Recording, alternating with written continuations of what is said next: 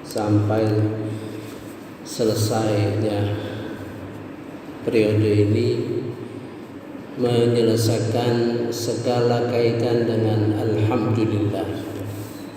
Bayangkan, alhamdulillah itu baru 15, sudah lebih 2 bulan kita terus menerus menyampaikan tausiahnya berkenaan dengan 15 alhamdulillah. Dibayangkan semula saya gembira 7 tahun yang lalu menemukan ternyata alhamdulillah itu substansinya 33 ya, 33. Apakah itu kebetulan sama atau kita tidak tahu, Allah alam. Kebetulan sama dengan zikir yang kita baca. Walaupun alhamdulillah dalam Quran itu ada sekitar 41, tapi karena substansinya sama, saya anggap satu saja yang sama gitu. Bentuknya juga bermacam-macam. Ada alhamdulillah, ada kul alhamdulillah, ada lahul hamd wa bihamdihi,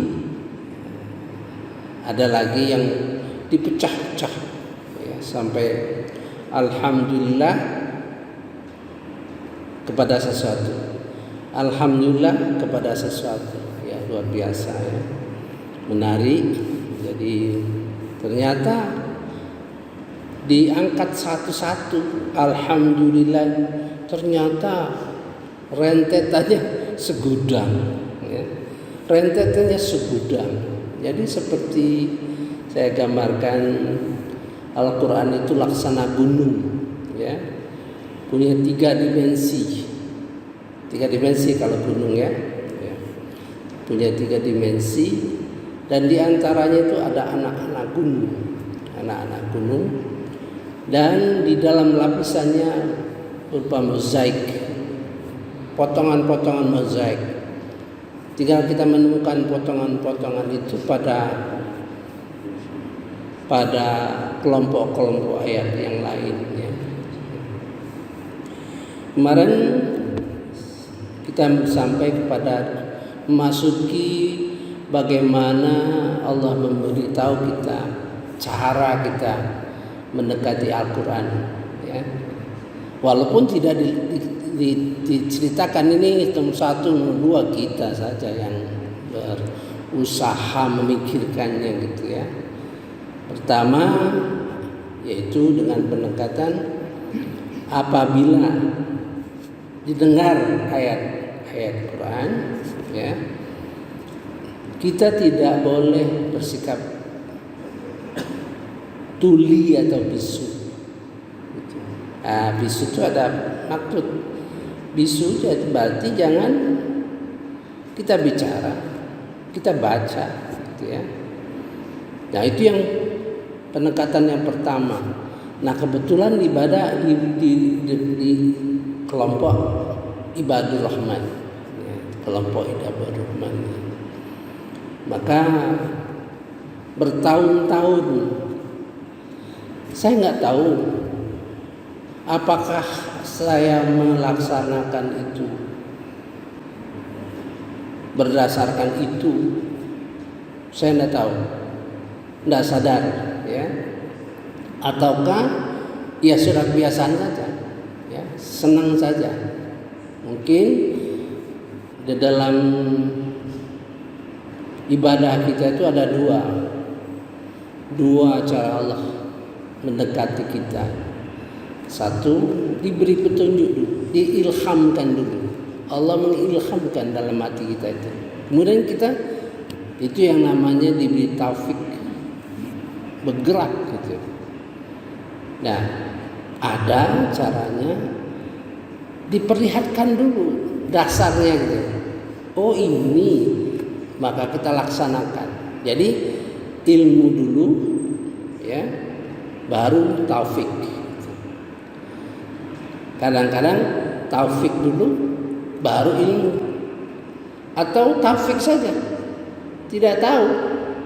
Ya, mudah-mudahan kita, yang penting kita seperti ini nih. Tausiah subuh ini kan bermanfaat kan, pahalanya besar, dihadiri oleh malaikat, disaksikan oleh malaikat. Tahu semua, hampir tahu semua. Tapi karena taufik, kekuatan untuk mendorong belum ada, atau masih lemah, atau biasa kalau setan tuh nipu-nipu nanti sajalah, kan orang kita sendiri gitu kan. Nah, kita begitu ya. Setan tuh berbagai cara super canggih supaya kita tidak lepas, supaya kita lepas dari Quran. Oleh sebab itu saya menyadari berpuluh tahun saya mengajar Quran, berpuluh tahun. Sejak remaja saya sudah mengajar Quran. Tapi saya tidak mau disebut ustaz-ustaz, tidak mau. Karena tidak ada rasa enggan dah. Tapi ngajar terus ya. Sampai terakhir di sini di masjid kita ini saya ngajar terus. Tafsir, mulai tafsir. Lama-lama berpikir pesertanya kan dikit. Paling-paling dulu waktu dulu 20 orang lah, 20 menjadi 10, 5 orang, 3 orang, 2 orang, 1 orang, terakhir 1 orang ya, Dr. Hafiz tuh. Tapi dia tidak bisa lagi karena sakit. Kemudian ada pikiran kita supaya Quran ini dekat ya, kepada yang jauh, kita dekatkan Al-Quran. Maka saya robah. Kalau biasanya di masjid itu Quran itu diwakafkan orang ke masjid gitu ya, kita balik, kita wakafkan Quran ke jemaah. Sampai mungkin sudah 1000 lebih ya Quran yang kita teruskan. Maka seharusnya kita teruskan ya, walaupun saya tidak menjadi ketua DKM lagi. Karena banyak yang dengar saya dengar banyak. Wah, terima kasih Pak, Quran itu bagus gitu. Ada jemaah lain, kelompok jemaah lain. Saya waktu itu beri 10 Quran misalnya dari masjid kita. Beli 10 Quran. Dia ngomong, wah jemaahnya senang Pak. Alhamdulillah. Karena kita carikan Quran yang ada terjemahannya, ya kan, cukup besar, ya cukup mahal. Itu merubah sikap kita. Karena jangan sampai kita salah. Jangan sampai kita salah. Ya. Kita sudah dengar bagaimana Rasulullah nanti melaporkan, kita dilaporkan oleh Allah Subhanahu Nabi Muhammad sallallahu alaihi wasallam di dalam surah Al-Furqan ya. Surah yang kita bahas itu ya. Di ayat 30 sedih Rasulullah waktu itu ya.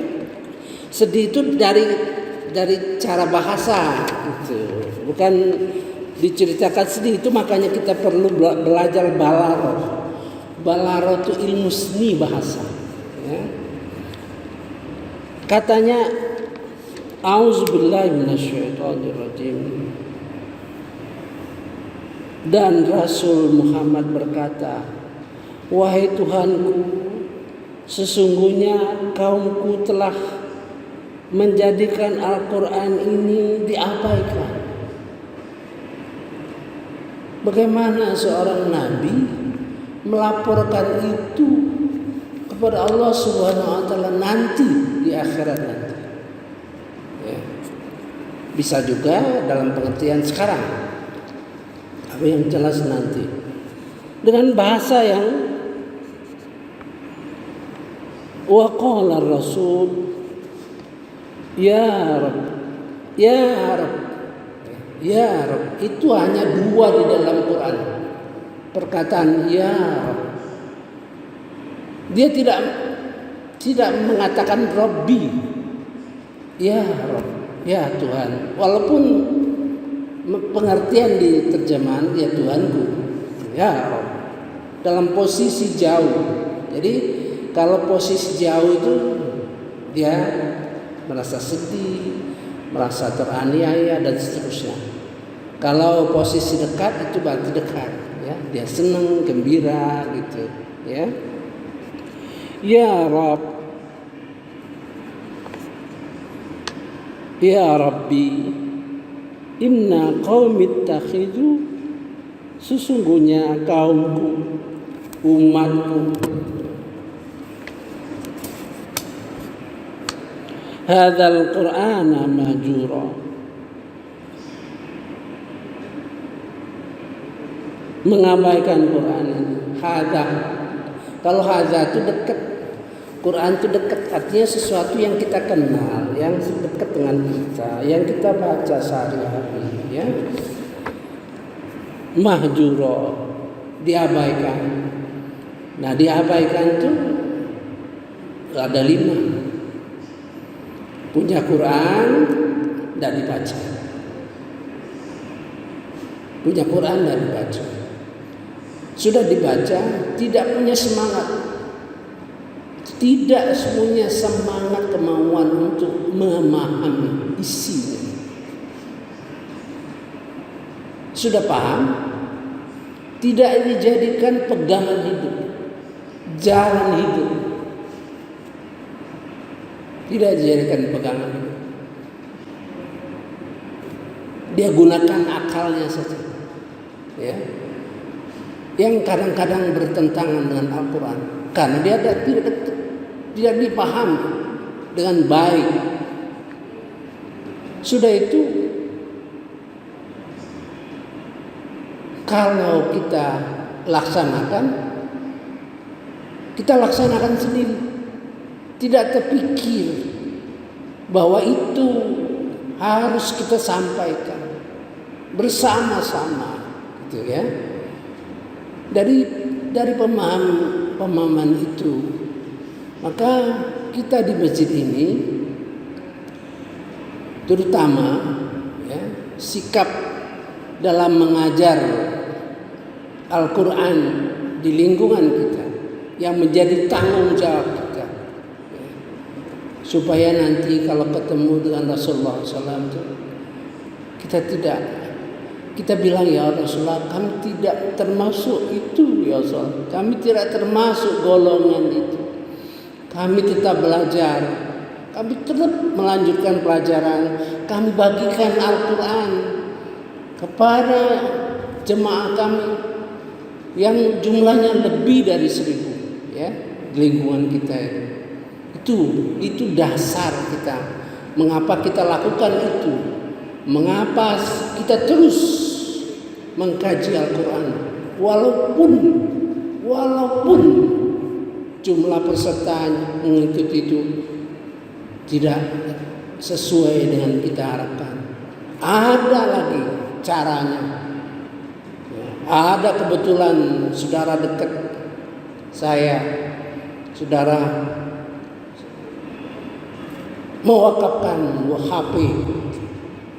HP, karena HP saya, seandainya HP saya dulu itu digunakan untuk merekam, maka jelas dan berapa lama akan hang, karena potensinya dalam menyimpan data itu dikit. Saya tawarkan. Dia nanya saya, coba cari HP yang dipilih itu. Saya pilih yang harga 2.800.000, 3.100.000 kalau nggak salah ya, 3.700.000. Dia bilang, jangan yang itu, yang canggih lah sedikit, katanya, yang sekitar harganya 5-6 juta. Nah, itu termasuk orang yang berinfak, lam yusrifu lam yaqturu. Itu orang yang berwakaf, ya, menginfakkan hartanya, tidak pelit dan tidak boros. Dia lihat keperluannya. Oh, keperluan ini suka ya dibeli yang lebih canggih gitu, ya. Saya kira itulah yang kita kerjakan saat ini. Kemarin kita melihat Quran ini, ya, satu kemarin, ya, intinya bahwa kita sudah beribadah, kita sudah melaksanakan perintah-perintah Allah. Tapi ingat, dengan mempelajari Al-Quran itu kita akan banyak memperoleh pemahaman sehingga kita beribadah, karena banyak ibadah-ibadah di dalam Al-Quran yang merupakan perintah Allah Subhanahu wa Ta'ala. Bayangkan, ya ayyuhalladzina amanu saja, ya ayyuhalladzina amanu saja ada 87 di dalam Al-Quran. Itu biasanya terselip perintah, ya. Kemudian dengan tahu itu, kita beribadah itu tanpa sengaja kalau kita paham. Misalnya dalam surah Al-Mulk ayat kedua, ayat ketiga.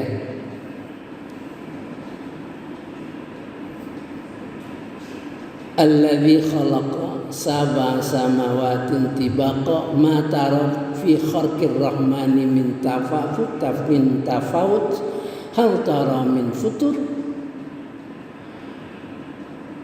Apa kamu tidak lihat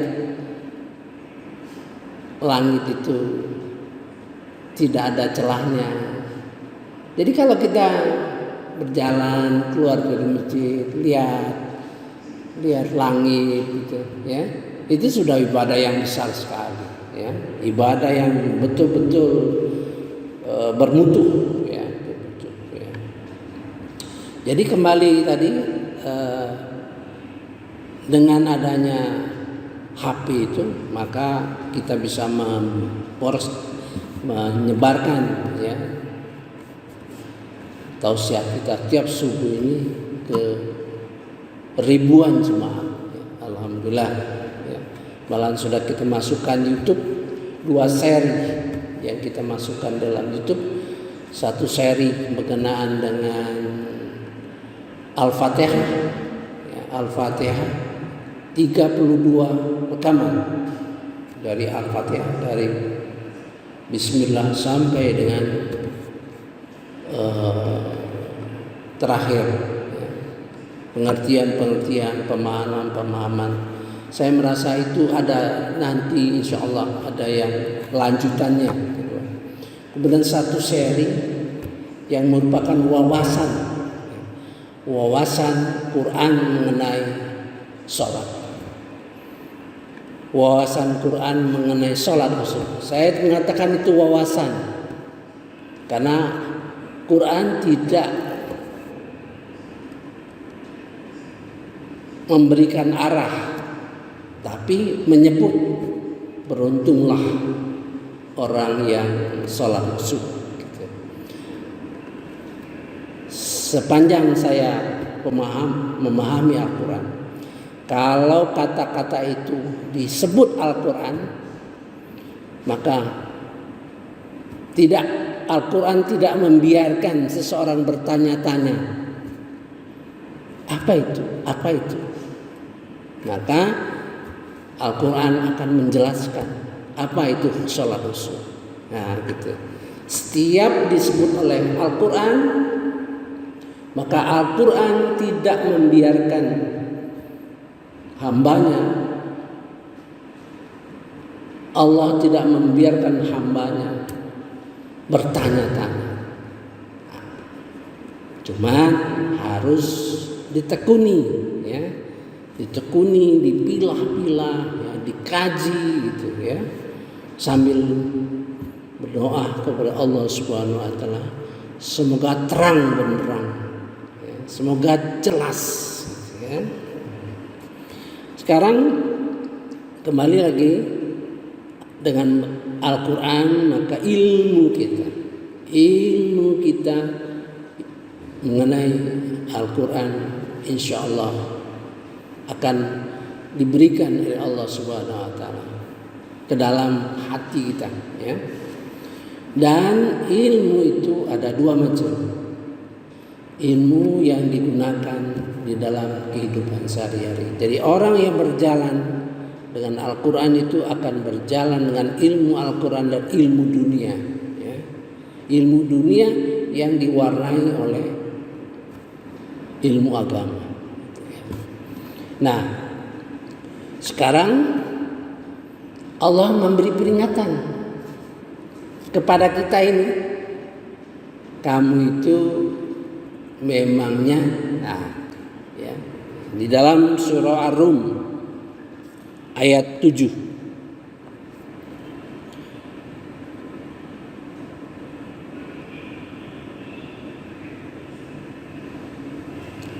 A'udzu billahi minasyaitonir rajim.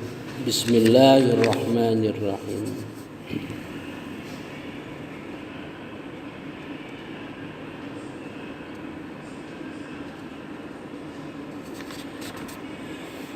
Mereka mengetahui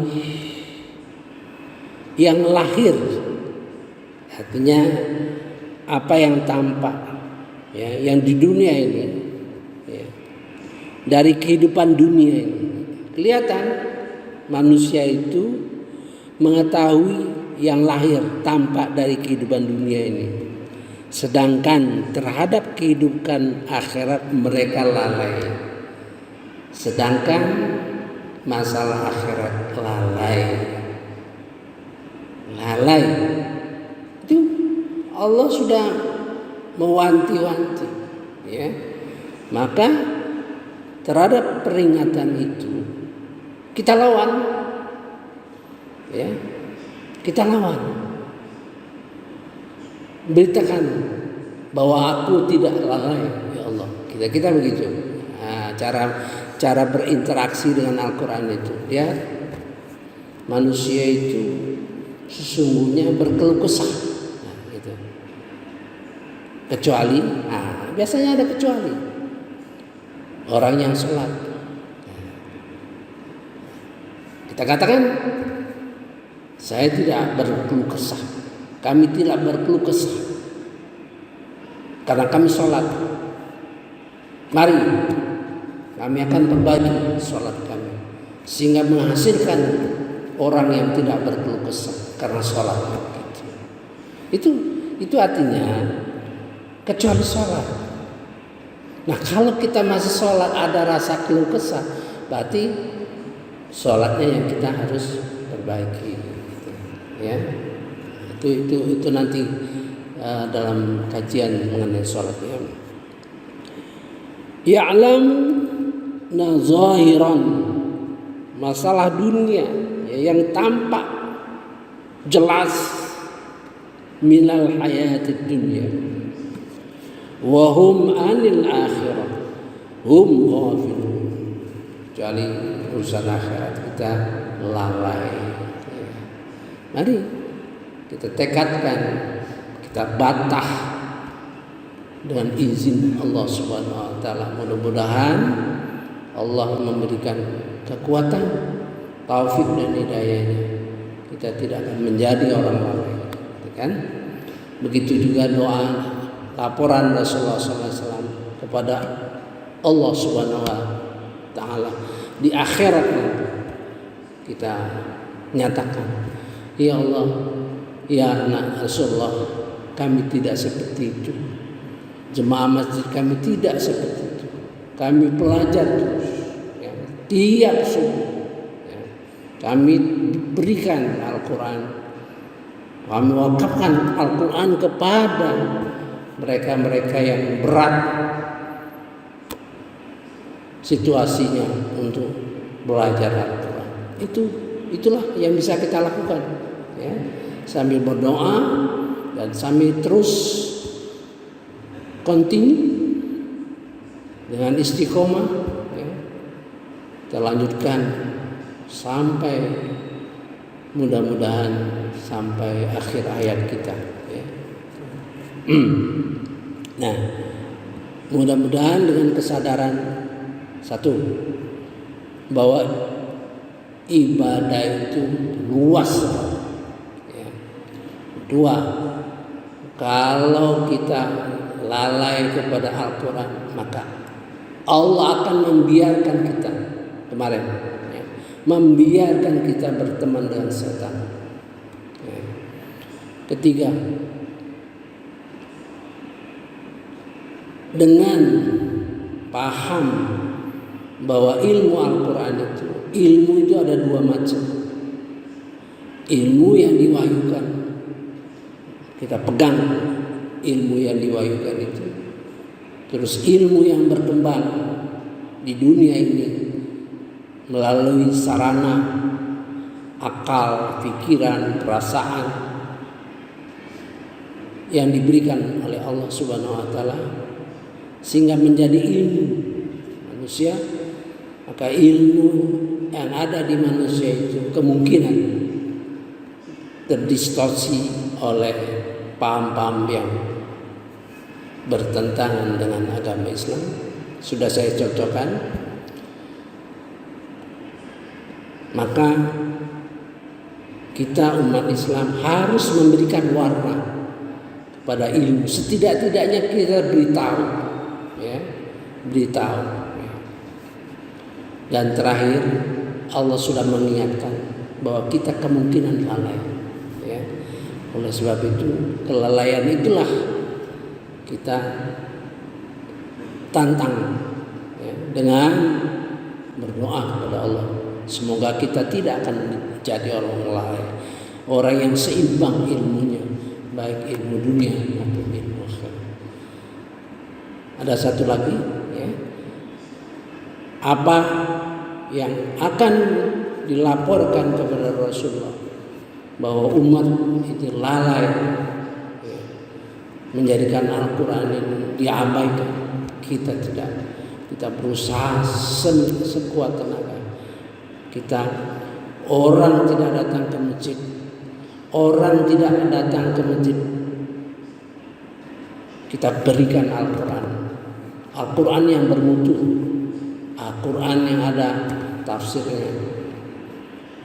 Orang yang tidak sampai telinganya di masjid ini, kita rekam, kita sebarkan kepada orang-orang yang kita harapkan, ya. Kita masukkan di dalam YouTube supaya ini permanen, jadi kenangan-kenangan, ya. Semoga menjadi amal kita bersama-sama, ya. Jadi hitungannya nanti, kalau Bapak Ibu sekalian nggak hadir, nggak mungkin saya ngomong sendiri di sini, nggak mungkin, ya. Tapi adanya sedikit orang, banyak orang, ya, itu Bapak Ibu sekalian ada andilnya dalam usaha menyebarkan itu. Ya, kalau tidak ada orang, ya, saya tidak ada ngomong sama siapa, gitu, ya. Dan saya tidak peduli, ya, orangnya banyak, orangnya dikit, ya, orangnya ramai atau orangnya satu, nggak peduli saya, karena kita bukan mengharapkan itu, ya, kita mengharapkan apa-apa yang disampaikan itu sampai ke telinga, ya, atau sampai ke mata yang baca, ya. Mudah-mudahan itu disampaikan oleh Allah Subhanahu wa taala. Kalau Allah sudah mengendaki, tidak ada yang menghalangi, ya. Walaupun ini kecil, ya. Ini skopnya kecil, tapi insya Allah kalau Allah sudah ingin menyampaikan kebenaran itu, apa-apa yang kita sampaikan di dalam Quran, bagaimana kita memahami Al-Quran, sehingga pemahaman kita sampai kepada orang-orang yang dikehendaki oleh Allah Subhanahu wa taala. Mari yang kedua kita mulai pengertian pemahaman, ya, bahwa Al-Quran itu masuknya ke hati, gitu ya. Jadi belajar Al-Quran itu melalui hati, ya,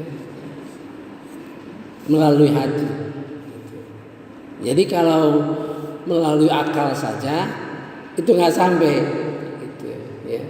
Ada orang yang mungkin merasa berat ya, atau mungkin salah saya, katanya saya, maksudnya dia menganggap saya salah, maka dia ngajak saya berdebat isi Al-Quran, ya.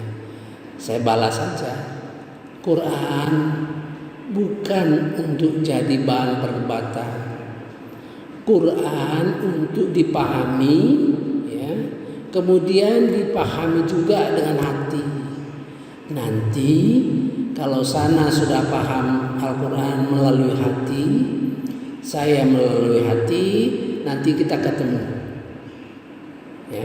Hati ketemu hati, maka hati itu mendapat rahmat daripada Allah Subhanahu wa taala, bukan akal. Kalau akal kita nanti timbul perdebatan, tapi hati ketemu hati, hati yang sejuk, damai, malahan Allah akan memberi petunjuk lagi yang lebih canggih daripada yang kita pahami. Saya kira cukup dulu ya, masih berkutat pada sesuatu yang memberi kesadaran kepada kita, ya, bahwa mempelajari Al-Quran itu merupakan sendi ketakwaan. Ya, ingat, ada sendi, ada pilar salat, Quran, dan infak, ya. Saya kira cukup sekian. Subhanakallahumma wa bihamdika asyhadu an la ilaha illa anta astaghfiruka wa atubu ilaik. Wallahu alam. Wassalamualaikum warahmatullahi wabarakatuh.